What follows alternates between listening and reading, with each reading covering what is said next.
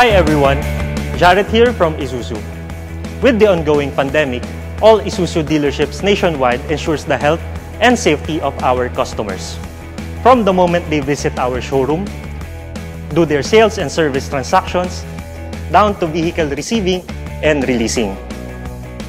And now, as we go the extra mile, Isuzu introduces its newest sanitation system powered by Bactakleen. A quick 15-minute sanitation process that will eliminate 99.9% of bacteria and viruses on surface, deeply cleaning your air conditioning and frequent touch points.